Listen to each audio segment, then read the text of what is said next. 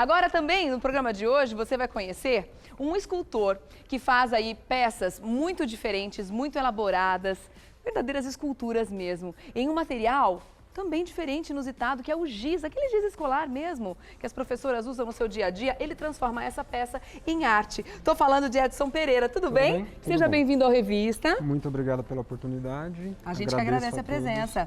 Olha que bacana, gente, presta atenção nos detalhes.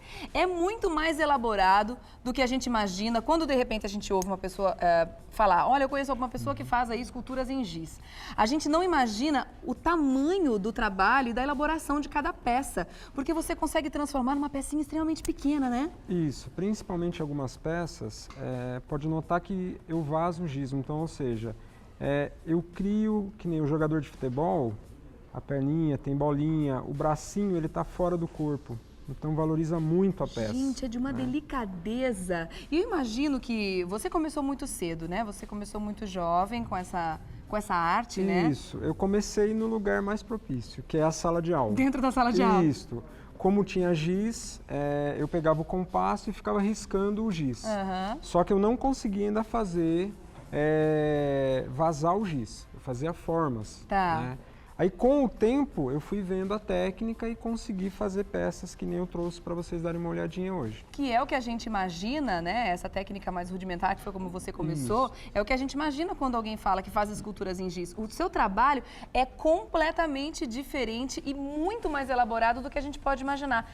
É de uma delicadeza impressionante. E aí foram anos e anos para chegar numa técnica tão elaborada assim, né? Isso. Por exemplo, hoje eu tenho peças, essa peça, por exemplo, ela tem praticamente 1 centímetro. Gente, né? Essa é a menor escultura que você já fez? Essa é uma das menores, que inclusive ela tá toda, aí tem um detalhe. Que é um garimpeiro? É um garimpeiro. Olha isso, gente. Então, que impressionante. ela tá bem detalhada. Vou colocar o dedo aqui do lado para as pessoas terem uma ideia do tamanho dela. Olha, tem 1 centímetro, gente, essa peça.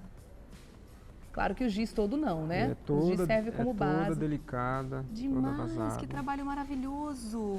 Eu estou impressionada. E de onde você tira a inspiração para essas peças? A maioria são figuras humanas, né, que você traz para o giz? Devido ao formato do giz, né, fica um pouco mais fácil de você fazer. Mas, por exemplo, se você olhar, tem peças que tem 2. Essas são uma das peças mais difíceis. Olha isso, olha só os detalhes desse trabalho. Vamos virar aqui de frente, ó, para o pessoal ver.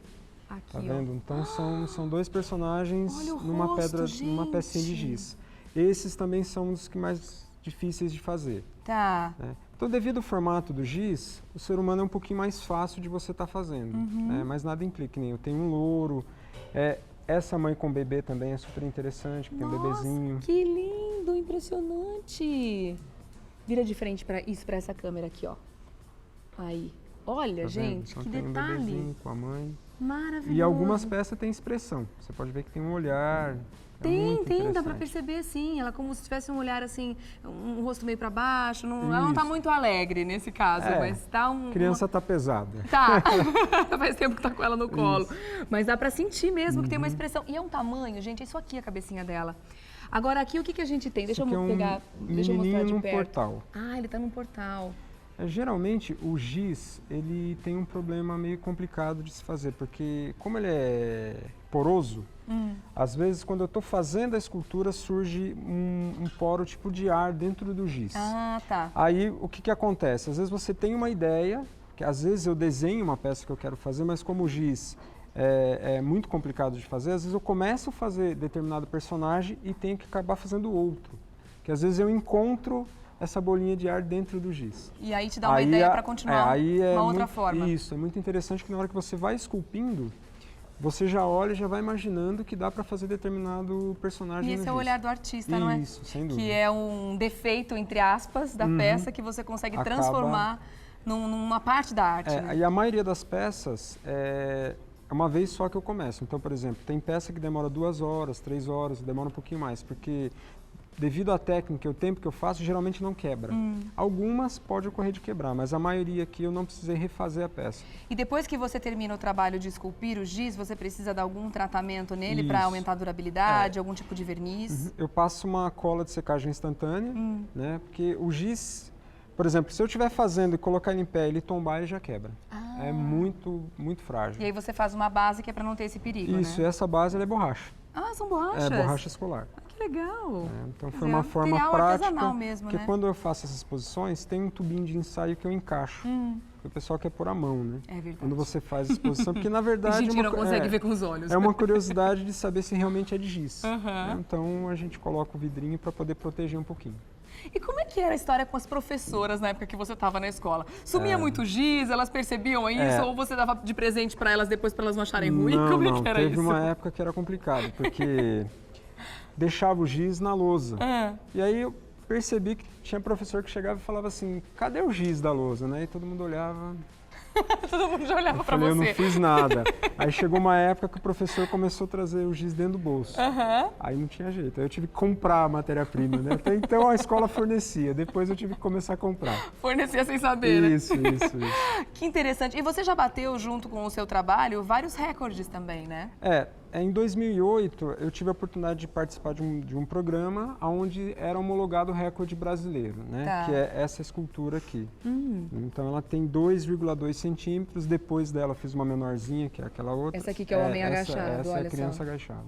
Que bacana, gente. Então foi com essa escultura que você bateu o recorde. Que eu bati o recorde. Só que você conseguiu se superar. Isso, com essa daqui que é um pouco menor. Mas essa ainda não foi para Vamos colocar ao lado. Nenhum campeonato. Não. Com o tempo você quer desenvolver peças mais complexas, né? Jogar os limites adiante, né? Então você vai fazendo coisa com mais detalhes para ficar mais interessante. Gente, é demais, o trabalho é fantástico. Agora, o mais interessante é que o Edson vai ficar com a gente aqui durante todo o programa e esculpindo um giz para mostrar mesmo aqui na íntegra e ao vivo pra gente. Eu digo pra gente porque esse programa extraordinariamente hoje é gravado, mas ao longo do programa, enquanto a gente está fazendo essa gravação, ele vai ficar aqui, enquanto as pautas vão acontecendo, e fazendo a escultura. A cada pouco eu passo por aqui e vejo como é que está a evolução do trabalho. Tá bom? Pode ser? O tema, eu vou tentar criar alguma coisa aqui na hora. Ah, é? Isso. Não tem nada muito elaborado, então já pronto, pré-preparado. Você vai deixar a criatividade rolar durante o programa. Isso. Que bacana. Legal. Demais legal. E os materiais que você usa normalmente são? Só pra gente finalizar? Né? Com corte, geralmente agulha. Então, uma dica para o pessoal de casa, se alguma criança for tentar fazer, como é um material fácil, de fácil acesso, a criança pode tentar começar a fazer como eu comecei quando era criança. Então tem que tomar quais materiais menos então tem que tomar um certo cuidado, porque agulha é perigoso e o giz, se cair no olho, ele arde muito. Então tem que tomar cuidado com eu os ficar sempre dou essa dica para a criança para tomar um certo cuidado, porque a criança é curiosa, vai querer fazer, nada demais de querer fazer, às vezes na frente de um pai, de uma mãe ali, alguma coisinha que corta, ou até mesmo aquele brinquedinho de plástico dá para tentar fazer, mas tomar muito cuidado com os olhos que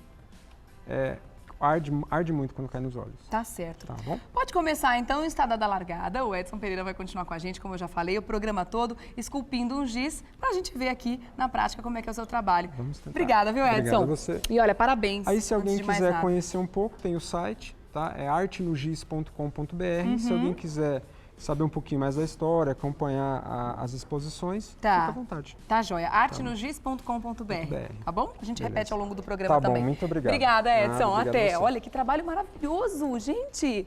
Vamos dar uma conferida como é que tá o trabalho do Edson? Olha só, gente. Como você é rápido! Meu Deus! Você já fez tudo isso? Só nesse período aqui, enquanto passou a culinária? Isso. Gente, foi muito rápido. Aqui tem um detalhe interessante, eu vou até mostrar pra câmera.